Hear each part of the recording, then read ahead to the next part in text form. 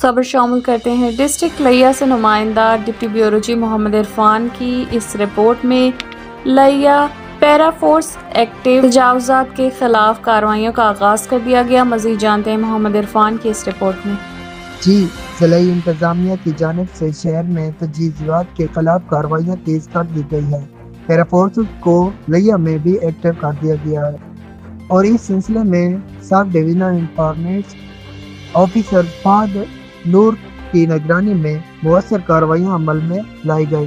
Chaubara road پر family parking کے ساتھ قائم غیر قانونی تجاوزات کو ختم کروا دیا گیا، جس کے دوران متعدد دکانداروں اور فٹ پاتھ پر رکھی گئی رکاوٹیں ہٹا دی گئی۔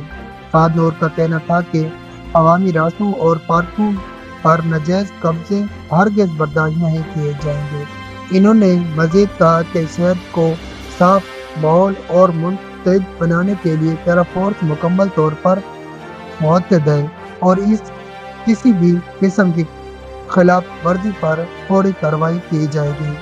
عوامی حلقوں نے ان اقدامات کو سراہتے ہوئے امید ظاہر کی کہ یہ سلسلہ مستقل بناؤ پر جاری رہے گا تاکہ شہر میں عوامی سہولیات کو بہتر بنایا